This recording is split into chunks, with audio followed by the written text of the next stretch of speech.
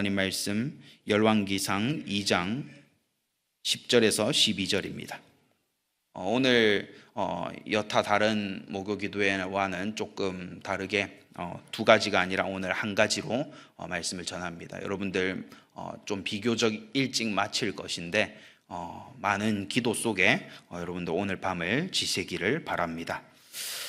먼저 말씀에 들어가기에 앞서서 마태복음 7장 16절에 보니까 열매로 그들을 알 수가 있다. 그들의 열매로 그들을 알 수 있다라고 하는 이 놀라운 원리가 있습니다. 사람은요, 말하는 거 속일 수 있습니다. 행동하는 거 잠시 거짓으로 행동할 수 있습니다.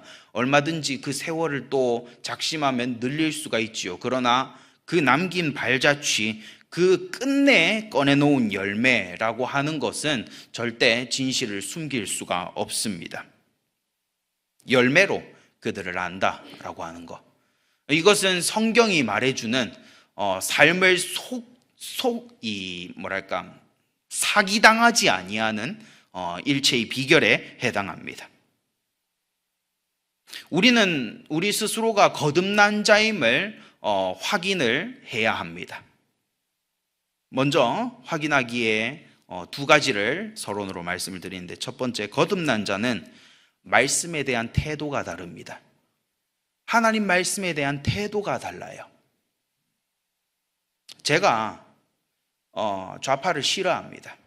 저는 좌파를 굉장히 싫어합니다. 그 사상을 끝까지 옹호하는 사람과 그 사상을 싫어합니다. 왜 그러냐 하면은 가타부타 많은 이유들을 설명할 수 있습니다만은, 좌파는 하나님의 백성들을 핍박하는 세력이었습니다. 역사적으로 늘 그래왔습니다. 교회를 폐쇄하고 죄를 죄가 아니라고 얘기하고, 그리고 하나님의 말씀이라도 권력자의 말과 안 맞다라고 하면은 마구 공격해대는 게 언제나 좌파의 특징이었고, 그 좌파의 사상을 따르는 많은 자들의 이 행태라고 하는 것을 오랫동안 지켜본 결과, 이거는 일종의 사상이 아니라 믿음입니다. 우리는 우파도 아니고 좌파도 아닙니다. 하나님 편입니다. 그러나 가는 단계에 있어서 교두보 역할을 해준, 잠깐 밟고 지나가는 형태의 돌인 우파 사람들은 어떤 특징이 있냐 하면은, 자세히 맞는 말을 하면은 맞는 말을 인정을 해요. 그거라도 있어요. 생떼는 안 써요. 지혜와 지식 없이 분노부터 터뜨리는 이런 짓은 안 한단 말입니다. 근데 이 사람들도 고칠 게 많지요. 하나님 말씀이 아니라면은 우파도 틀린 겁니다.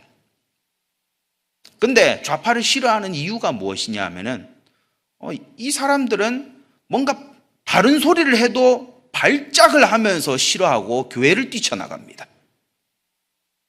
아니, 어떻게 인생이 평등할 수가 있습니까? 여러분들, 인생이 평등해야 될 것 같으면, 진짜 평등해야 될 것 같으면 한 부모 아래에서 모든 사람이 다 태어나야 됩니다. 그렇지 않습니까? 가정의 배경이 다르면 안 되잖아요. 일단 가정의 배경이 다르다는 건 뭡니까? 인생의 출발점이 다르다는 겁니다. 인생이 어떻게 평등할 수가 있습니까? 말도 안 되는 거예요. 근데 인생은 평등하지 않다. 많이 일한 자가 많이 가져가는 거고, 적게 일한 자가 적게 가져가는 거고, 그런 거지. 적게 가져가는 자를 무조건 불쌍히 여기는 거, 그거는 합당하지 않다라고 하면 입에 거품 물고 발작을 합니다. 나름 홍길동처럼 임꺽정 이런 사람들처럼 그런 자기의에 빠져 있는 경우가 굉장히 많습니다. 자기가 옳다고 생각하죠. 근데 가타부타 이런 걸 다 떼고 틀렸다라고 지적을 하면은 고쳐야 되겠다라는 생각보다 이런 교회를 떠나야 되겠다라고 생각한 사람들은, 좌파들은 항상 그랬어요. 항상 그런 식이었어요. 혹시나 내가 틀리지 않았을까라고 하는 생각 자체를 안 해요. 그래서 전 좌파를 싫어합니다. 하나님의 사람, 거듭난 사람은요, 말씀에 대한 태도가 일단 어떻게 다르냐 하면은, 말씀으로 자기 자신을 고치려고 합니다. 이런 아름다운 태도가 있어요. 그래서 거듭난 자는요, 시간이 지나면서 점점 순종적인 사람이 되어 갑니다. 요한일서 2장 3절에 보면은 우리가 그의 계명을 지키면 이로써 우리가 그를 아는 줄로 알 것이요 라고 했어요. 여기서 나오는 그의 계명을 지키면이라고 하는 게 무슨 뜻이냐면, 지키다라고 하는 게 이게 헬라어로 무슨 뜻인지 보면은 보물을 지키듯이 집착하는 것을 말합니다. 보물을 지키듯이 집착하는 것. 여러분들 최근에 금값 진짜 무진장 올랐죠. 저도 금값 올라가는 거 보니까 야, 대단하다 싶어요. 은도 때 돌반지 받아 놓은 게 있어요. 그거 막 돌반지 이제 그 다 빚이잖아요. 제가 다 갚아야 되는 빚이잖아요. 돌반지 많아서 좋겠네요. 이게 아니에요. 일평생 갚아야 되는 거예요. 그거 다 빚이에요. 그러니까 그걸요 너무 관리하기 어려우니까 어디 비밀스러운 장소에다가 그냥 다 박아놨어요. 그리고 비밀번호 이렇게 해가지고 다 박아놨어요. 박아놓고 몇 년간 잊어버리고 살았어요. 그냥 잊어버리고 살고 있는데 금값이 많이 올랐대요. 대충 몇 돈인지 아니까 슥슥 계산해 보니까 우와 싶더라고요. 그래서 제가 이제 지훈 사모한테 얘기를 했어요. 그거 우리 생활 반경에서 너무 멀리 있으니까 좀 서울에 가져오는 게 낫지 않을까? 왜냐하면은 우리가 이 추세로 그냥 살면은 그게 금이었는지 잊어버리고 살 것 같다. 나중에 다른 사람이 그걸 캐내갈 것 같다. 우리가 서울로 옮기는 게 낫지 않을까? 이러니까 이제 때를 봐서 언제 한번 생각나면은 가서 옮기시지요. 이렇게 했어요. 하는데 막 이미 눈빛부터 불안해요. 막 그걸 다 가방에 캐리어에 담아야겠죠. 그리고 캐리어를 안고 와야 되겠죠. 막 이렇게 하더라고요. 아이고 캐리어 있잖아. 그 화물칸에 놔둬도 아무도 안 가져간다. 그 걱정 좀 하지 마라. 아니 금 그거 뭐 너무 걱정되면 이 가방 저 가방 나눠가지고 담아가지고 뭐 하나 털려도 나머지 가방 살아있게끔 그렇게 나눠가지고 오면 되지. 뭐가 그렇게 심각하게 걱정이냐. 그렇게 말했던 경험이 있습니다. 바로 이 금을 어떻게 수송을 할까라고 하는, 어떻게 하면 안 털릴 수 있을까? 혹여나 털릴까 해서 막 어떻게 해야 되나 막 이런 형태를 말하는 겁니다. 우리가 그의 계명을 지키면이라고 할 때 지키다라고 하는 게 바로 그런 느낌이에요. 하나님의 계명을 못 지키는 순간이 올까봐 막 노심초사하고 또 그 지키는 게 혹여나 이게 잘못될까봐 내 마음이 옳지 못한 대로 삐뚤어질까봐 막 이게 노심초사하는 바로 그런 겁니다. 보물을 지키는 듯한 그런 내적인 애착 말이죠. 바로 거듭난 자는 하나님의 말씀에 대한 태도가 하나님의 말씀을 보화로 여긴다는 겁니다. 돈 중요하죠. 근데 돈이 하나님 말씀 앞에서 중요한 게 아니에요. 내 성공? 성공하면 좋은 거지요. 근데 그 성공이 하나님 말씀 앞에서는 별로 그렇게 중요한 게 아니에요. 거듭난 자는 인생에 신경 쓰는 바가 하나님의 말씀 속에 딱 살아가는 거, 그걸 신경 쓴단 말입니다. 그걸 보물 지키듯이 지키는 자가 바로 거듭난 자인 것입니다. 요한일서 2장 4절에 보니까 저를 아노라 하고 그의 계명을 지키지 아니하는 자는 어떠한 자라고 말씀하고 있습니까? 거짓말하는 자고 진리가 속에 없는 자라고 말씀하고 있습니다. 성도 여러분, 이거 아주 섬뜩한 말씀입니다. 뭐냐 하면은 하나님의 말씀에 대해서 지식만 가지고 있고, 그 말씀 있는 거 알고 있어. 그 말씀 내가 오래전에 들었어. 최근에도 들었어. 내가 기억한다고. 이러이러한 말씀이지. 이러이러한 교훈을 담고 있지. 나도 안다고. 라고 하면서 너 이거 순종해 라고 하면 이건 어떤 사람이에요? 거짓말하는 자, 진리가 속에 없는 자. 진리가 속에 없는 자는 진리를 압니다. 진리를 따르지는 않습니다. 진리가 속에 없는 자는 진리를 못 따라가가지고 안절부절하는 마음도 없습니다. 그저 진짜 도마 위에 올라갔을 때 껍데기를 까고 알맹이를 딱 보면은 지식적으로 알지만 따르지는 않습니다. 따르지 않는다는 게 무슨 의미죠? 믿지 않는다는 거지요. 그래서 시간이 지날수록 거듭난 자는 하나님의 말씀으로 자신을 교정해 나가고, 거듭나지 못한 자는 교정하는 척 하다가 나중에 영 말씀을 떠나게 됩니다. 사람은 얼마든지 뭐뭐 하는 척 할 수 있어요. 그래서 무서운 겁니다. 나는 하나님을 안다고, 나는 하나님 말씀을 많이 들었다라고, 난 충분히 안다, 고로 지킨 것 같다라고 하는 착각에 빠져가지고 살다가 거짓말하는 자, 진리가 속에 없는 자로 하나님의 재판대 앞에서 딱 판명 나는 사람, 얼마나 불쌍한 사람입니까? 성도 여러분, 절대 거듭난 심령을 확인하고 그것이 항상 살아있고 빛날 수 있도록 항상 신경 쓰시기 바랍니다. 두 번째로는 거듭난 자는 삶의 일관성이 있습니다. 삶의 어떤 종류의 일관됨이 있어요. 어떤 일관됨인지 말씀을 드리겠습니다. 요한일서 2장 6절 말씀해 보니까 그의 안에 산다고 하는 자는 그가 행하시는 대로 자기도 행할지니라. 다시 말하자면 예수님 안에 머무른다는 것인데, 이게 무슨 뜻이냐 하면은 성자 예수님의, 성자 하나님이신 예수님의 성육신을 예를 들어서 말씀을 드리겠습니다. 성육신이 뭡니까? 하나님이 인간이 되신 거죠. 이 땅에 직접 오신 겁니다.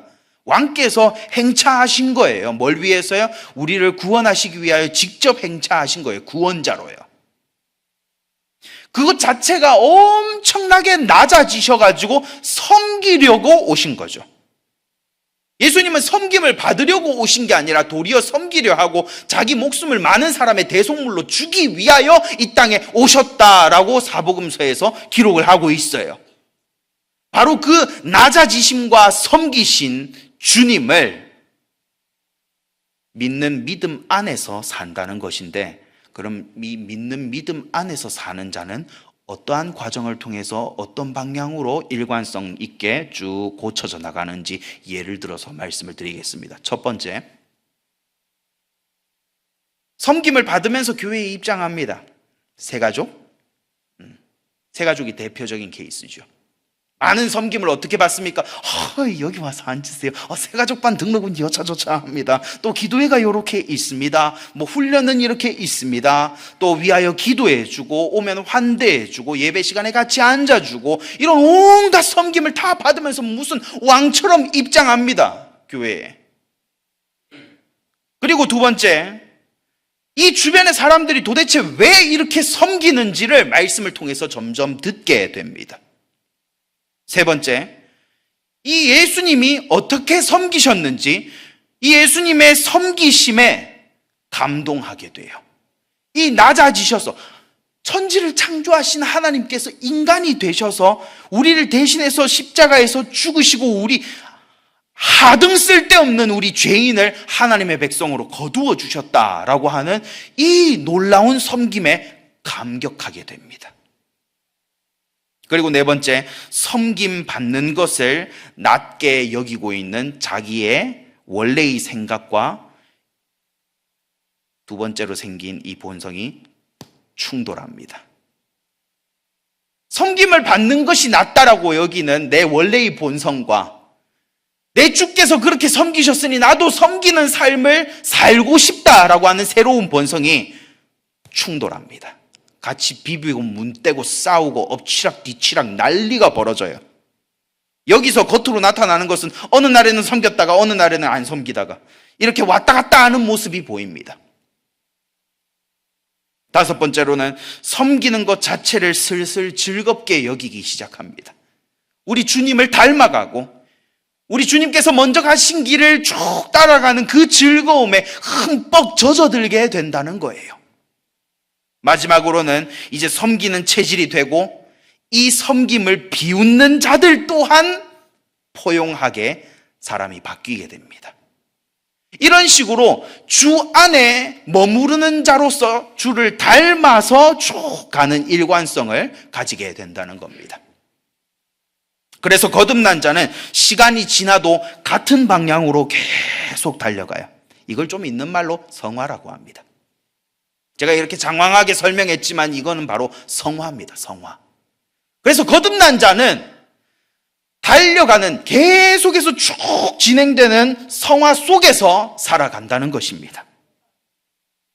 고린도후서 13장 5절 말씀, 너희가 믿음에 있는가 너희 자신을 시험하고 너희 자신을 확증하라. 예수 그리스도께서 너희 안에 계신 줄을 너희가 스스로 알지 못하느냐? 그렇지 않으면 너희가 버리운 자니라. 그래서 거듭난 자는 하나님 앞에서라고 하는 이러한 사상이 늘 자기 자신을 깨웁니다. 내 주께서 다 알고 계시니 주님의 음성에 귀를 기울여야지. 이런 거요. 주께서 먼저 가신 순종의 길 나도 따라가고 싶다라고 하는 이런 본성 말이에요.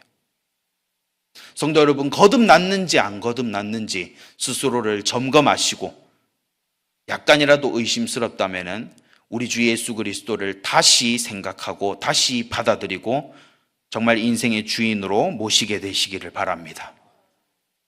교회에 오랜 시간 다니면서 나중에 하나님 앞에 심판대 앞에 섰을 때 나 너 모르는데, 이것만큼 끔찍한 일 없습니다. 오늘 말씀으로 세 가지를 말씀을 드립니다. 오늘 본문 말씀에 보니까 다윗의 생애가 한 단락 정리가 됩니다. 수많은 동역자들도 있었고 핍박자들도 있었고 와서 질책하는 선지자도 있었고 망하는 아들들, 또 인생이 망가진 딸, 여러 일들이 있었지요.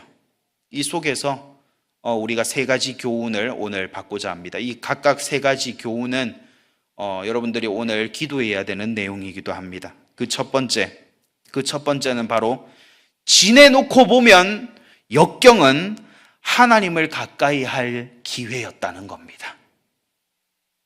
지내놓고 보면은 인생의 역경은 괴롭고 힘들고 해결돼야 되는 것, 그렇게 생각할 수도 있겠죠. 근데 그게 본질이 아니고 하나님을 가까이 할 절호의 기회였다는 겁니다. 성도 여러분, 역경이라고 하는 것은 여러분들이 원하든 원하지 않든 오는 것을 막을 수 없습니다. 그리고 피할 수도 없고요. 여러분들 스스로의 힘으로 해결할 수도 없는 역경이 수도 없이 올 겁니다.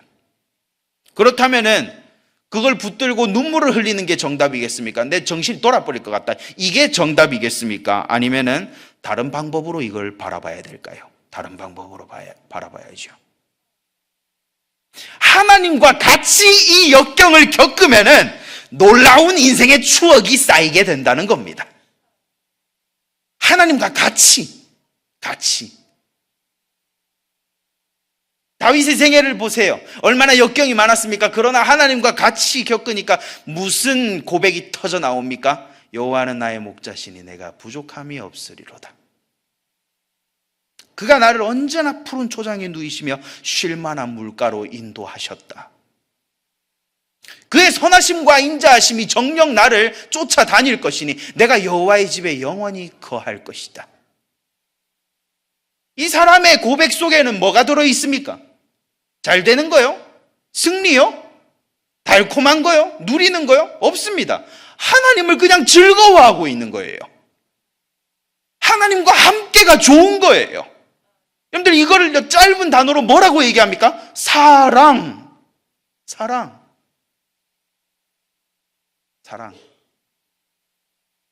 시편 23편을 보면은 뭔가 내가 인생에 많은 걸 얻겠다 이런 고백이 아닙니다. 내가 좀 행복해져 보겠다 그런 거 아닙니다. 그냥 하나님과 함께하는 게 나는 좋다 이거예요. 성도 여러분, 하나님과 같이 역경을 겪으면은 놀라운 추억이 쌓이는데 그 추억이 하나님과 함께가 즐거워지게끔 우리를 만들어 나갑니다. 그러니 역경이 올 때, 역경이 코앞에 딱 닥칠 때 우리는 웃을 수가 있는 거예요. 왜 그러냐? 또 하나님을 깊숙이 진하게 가까이 할 수 있는 순간이 내 코앞에 왔구만. 이렇게 기대를 하는 게 우리 그리스도인입니다. 그래서 다윗이 10년 넘게 도망자로서 살고 그렇게 10년 넘게끔 사울 왕에게 쫓기는 것만 그의 역경이었겠습니까? 수없이 많이 일어났던 반란들, 역경 중에 역경 아니겠습니까?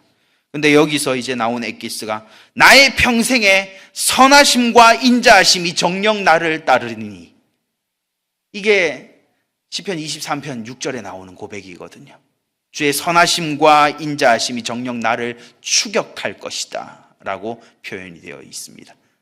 따르리니 라고 하는 그 동사가 추격이라는 단어예요. 고스란히 그 단어가 어디에 쓰여졌냐면 사울 왕이 다윗을 추격한다라고 하는 그 동사에 쓰였습니다.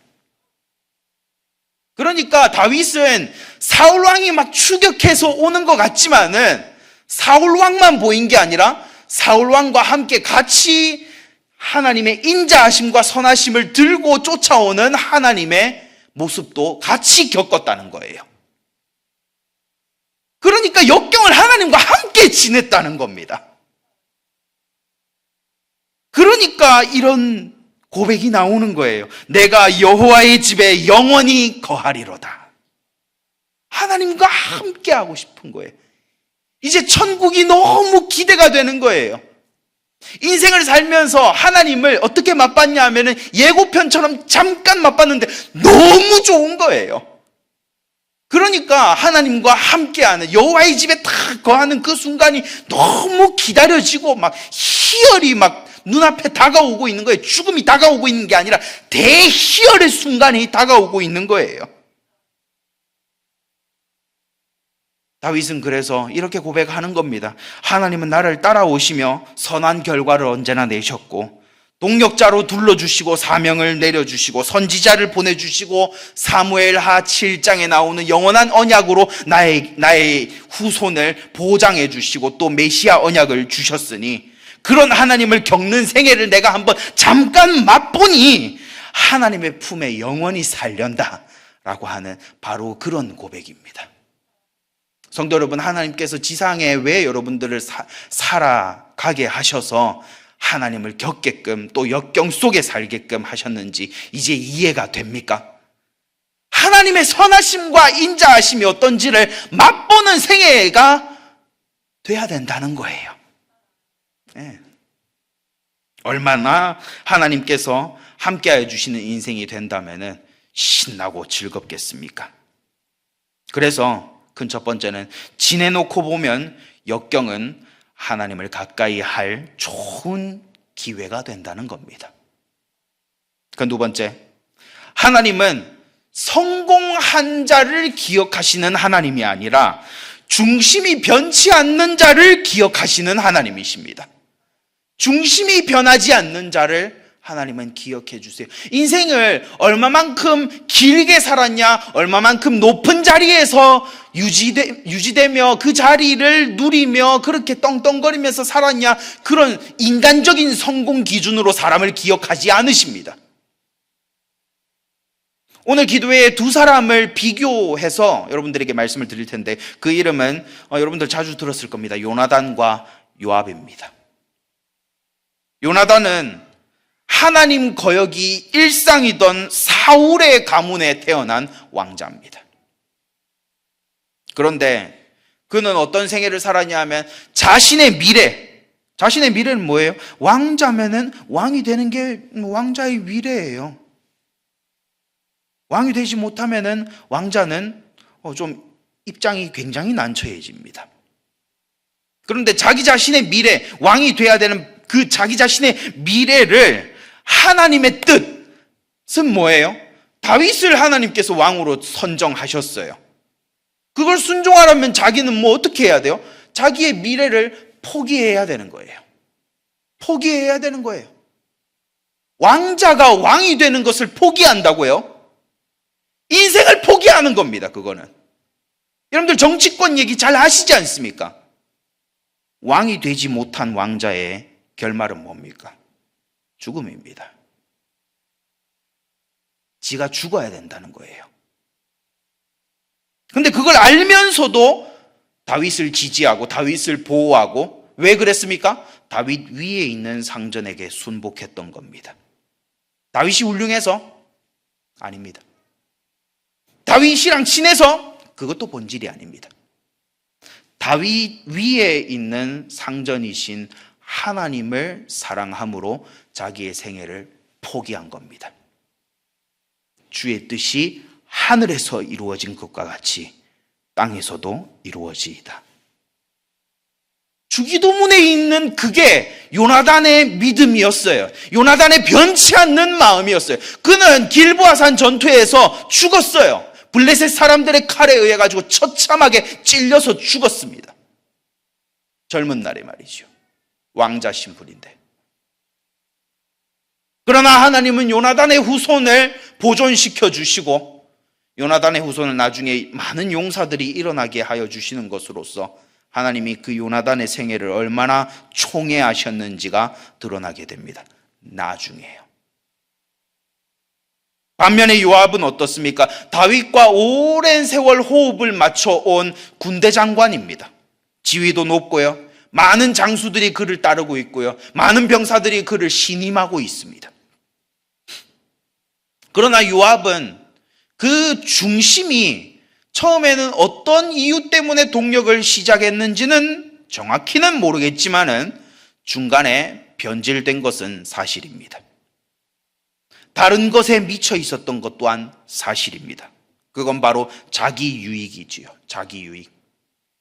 군대 장관의 자리는 여러분들이 오늘날 생각할 때도 얼마나 많은 유익을 받을 수가 있겠습니까? 그런데 그 유익을 얻는 자리, 그게 조금 위협받으니까 하나님께서 세우신 질서고 나발이고 그걸 다 뭉개고 뛰어넘는 거예요.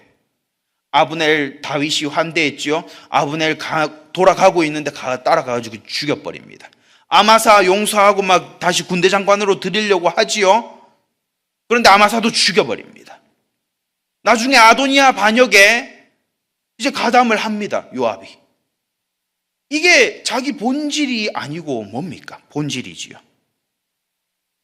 여기에 대해서 다윗이 저거 100발로 못 죽게 해라 라고 하는 이 명령은 다윗의 사적인 명령이 아니라 하나님의 말씀에 왜 그게 자세히 기록되어져 있냐면 하나님께서 요압을 그렇게 보신다는 겁니다.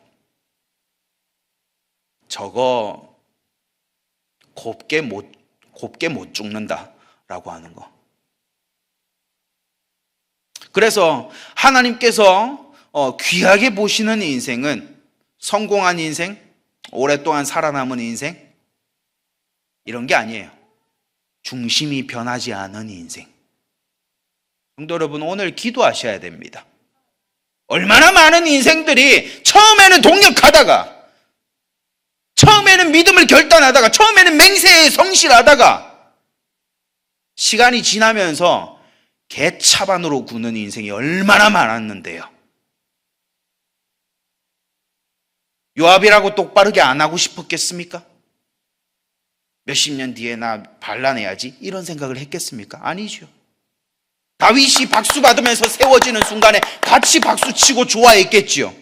그리고 그를 동력할 때에도 정말 목숨을 걸고 동력을 했겠죠. 그러나 그 가슴 속에 하나님을 사랑함이 아니라 다른 마음이 있어서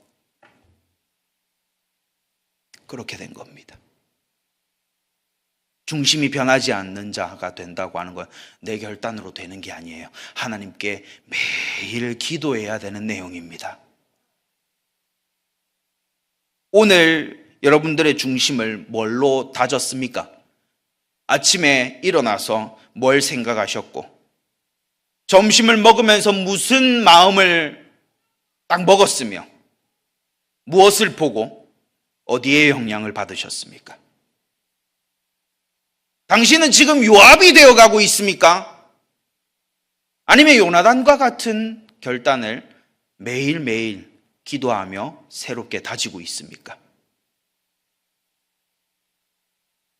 스스로 한번 돌아보십시오. 큰 세 번째, 마지막 큰 세 번째로는 목숨 걸고 하나님께 성실한 자는 꼭 가까이 해야 된다는 겁니다. 인생 중에 보면은 이렇게 두드러지는 인생이 있어요. 로마서 16장의 인물들처럼요. 하나님의 일에 하나님께 목숨을 걸고 인생을 걸고 성실함을 빛내는 사람들이 꼭 있습니다. 이러한 사람들은 여러분들이 꼭 곁에 두고 가까이 하고 함께하고 영향받고 대화하고 함께 달려가야 됩니다. 이 다윗이 유언에다가 그냥 별로 중요하지 않은 얘기를 첨언을 하겠습니까? 근데 그 중요한 유언에다가 바르실레라는 이름을 거론을 합니다. 이 바르실레라고 하는 인물을 먼저 살펴보기에 앞서서 사무엘하 5장 3절로 돌아가서 보면은 다윗이 모든 이스라엘 장로가 헤브론에 쫙 모여서 왕께 나와서 다윗에게 나와서 다윗 왕이 헤브론에서 여호와 앞에서 저희들과 언약을 맺었다. 기름을 부어서 이스라엘의 왕으로 세워나가는 것을 세우고 하나님 앞에서 맹세했어요. 우리의 왕으로 모시겠다고, 우리의 왕으로 섬기겠다고 그렇게 맹세하는 장면이 나옵니다. 이렇게 꽃이 흩뿌려지면서 모두가 박수를 치고 전폭적인 백성들의 지지를 받고 사랑을 받고 다윗의 득죄와 가문 폭망이 드러나기 전에는 누구든지 목숨 건 헌신을 입으로 고백할 수 있습니다. 그렇지 않겠습니까? 사무엘하 5장 3절에 다윗이 왕으로 임명받고 그 영광스러운 꽃이 막 흩뿌려지는 그날에 누가 예상을 했겠습니까? 가정을 파괴하는 임금이 될 거라고. 누가 예상을 했겠습니까? 하나님 말씀을 어기고 인구조사를 안 까닭에 이스라엘 백성들이 7만 명이나 하루아침에 죽어나가는 일이 벌어질 것을 누가 예상을 했겠습니까? 예상 못합니다. 그 사무엘하 5장 3절의 순간에는 모두가 일심으로 되어서 같은 마음으로 딱 통일되어서 왕 만세를 외쳤겠지요.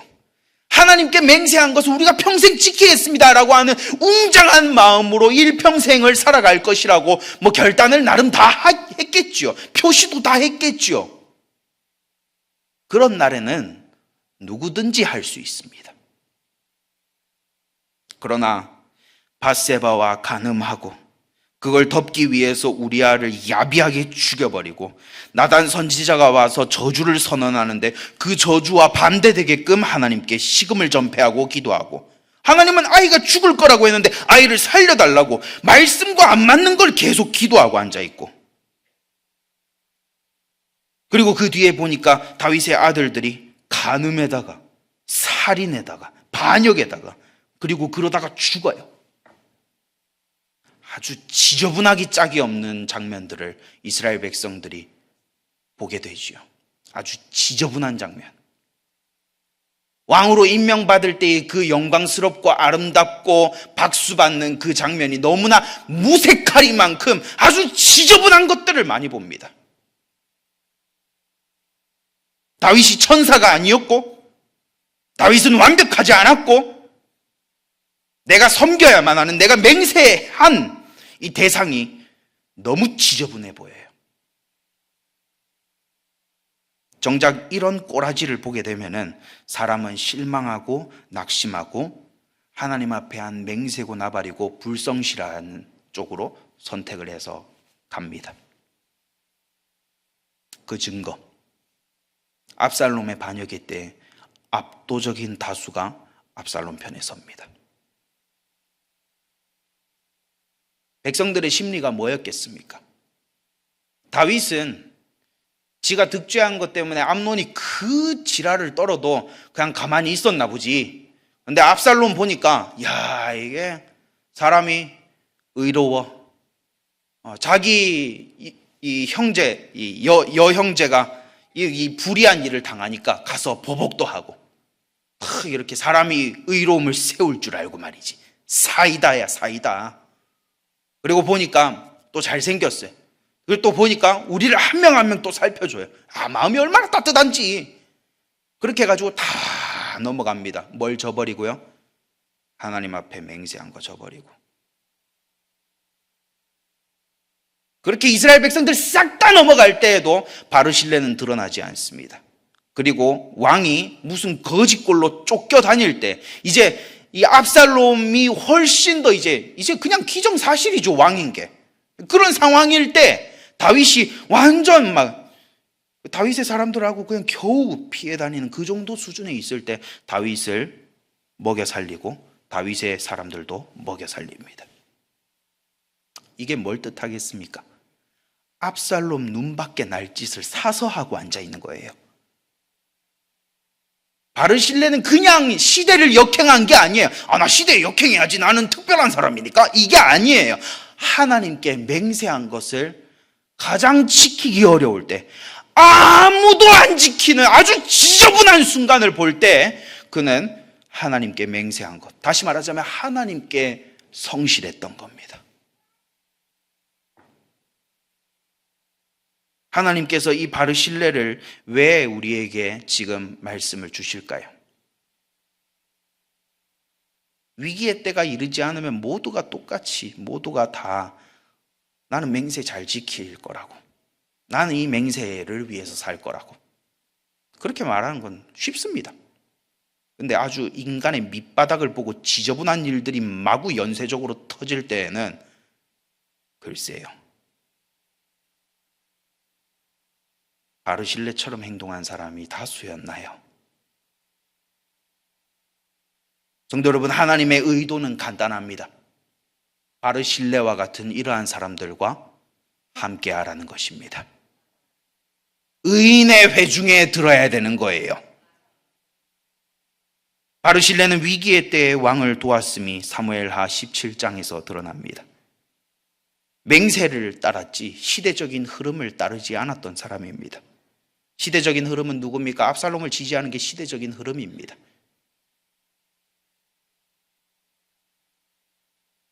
오래도록 하나님과의 언약을 기억하며 거기에 매여서 살아가는 자가 바로 바르실레였습니다. 그래서 다윗은 솔로몬에게 유언을 하면서 바르실레의 아들들과 같이 식탁에 앉을 것을 말하고 있습니다. 바르실레가 그렇게 행동할 정도였으면 자기 집안에서 자기 아들들한테 뭘 교육했겠습니까? 한 가지지요. 이 나라에 압살롬이 엄청 득세하고 있지만 하나님께서 세운 적 없는 왕이야, 가짜 왕이야, 다윗이 왕이라고. 하나님 말씀을 따라가야 된다고, 하나님께 맹세한 걸 따라가야 되고, 하나님께서 기름 부어 세우신 왕을 따라가야 된다고. 자녀들에게 그런 교육 안 했을까요? 그런 교육 엄청나게 했을 겁니다. 왜냐? 맨 마지막에 자기 아들 김함을 바치는 거 보세요. 엉망진창으로 키웠으면 그렇게 바치겠습니까? 아니죠. 다윗은 그 가문의 흐름을 지금 알고 있는 거예요. 하나님께 얼마나 성실하려고 하는지, 정말 빚내야 될 때 딱 빚내는 이런 성실함을 가지고 있는 가문임을 아는 거예요. 그러니까 솔로몬에게 붙여주는 겁니다. 너 하나님 사랑 이 사람들 잘 하니까 이 사람들을 늘 가까이 해라. 여기서 영향받고 이 사람들과 같이 대화하고 이 사람들과 함께 생활하고 함께 먹고 함께 자고 그렇게 하면서 함께 생활하면서 이 사람들의 믿음을 네가 배워라 라고 하는 거를 의도로 품고 가까이 할 것을 말합니다. 오늘 말씀의 결론입니다. 세 가지를 말씀드렸습니다. 모든 것을 가지고 하나님을 가까이 하는 여러분들 될 수 있도록 깨어 기도하시기 바랍니다. 자기 문제에 매몰되어서 죽어버리는 자멸을 선택하는 사람은 생각보다 많습니다. 그러나 여러분들은 거기에 속하지 않기를 바랍니다. 문제는 문제인 거고 그 문제를 어디에다가 사용하냐 하면 하나님의 음성을 더 들으리라, 하나님께 더 집중하리라, 하나님과 함께 이 역경을 통과하리라, 하나님께 직구하는 거, 하나님의 음성을 듣는 거, 하나님께서 주신 사명에 집중하는 거, 온갖 가지 이 방법들이 다 있어요. 하나님을 가까이 할 수 있는 방법들 말이죠. 두 번째로는 중심이 변하지 않도록 여러분들 하나님께 기도하시기 바랍니다. 사람의 마음을요, 쥐고 움직이시는 것은 하나님께 달려 있습니다. 그 하나님의 은혜가 없으면 여러분들 요합되기 아주 십상입니다. 저도 마찬가지입니다. 세 번째로는 목숨 걸고 하나님께 성실한 자들을 늘 가까이 하라는 것입니다. 사람이요, 친구를 잘못 사귀어가지고 망하는 케이스들을 참 많이 봤습니다. 마치 암논이 요나답을 만나서 최악의 선택을 더 자유롭게 해버린 것처럼 말이죠. 요나답은 차라리 암논이 안 만났으면 왕자여 어찌 이리 파리하여 가는고? 라고 하면서 이렇게 물어오는 이 악한 지혜를 쥐어짜내는 이 인간이 차라리 주변에 안 붙었다면 암논이 그나마 나은 사람이 되지 않았겠습니까? 그나마 심각한 죄악은 안 저지른 사람이 되지 않았겠습니까? 근데 주변에 있는 사람이 악을 부추기고 악을 더 잘 저지를 수 있도록 지혜를 짜내서 주고 방법도 고안해내서 주고 이러니까 암논 인생 어떻게 되는지 한번 보세요. 개판 5분 전을 벌려놓고 뻔뻔하게 살다가 칼질당해서 죽잖아요. 이게 얼마나 엉망진창 인생입니까?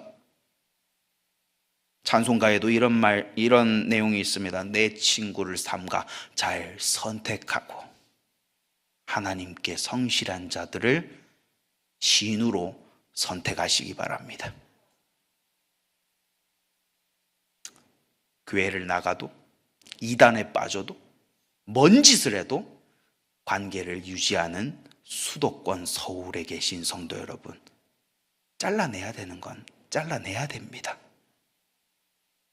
저는 어떠한 분들은 교회를 나가도 전혀 찾아가지 않고 연락도 하지 않습니다. 그런 부류에게 있는 특징이 있습니다.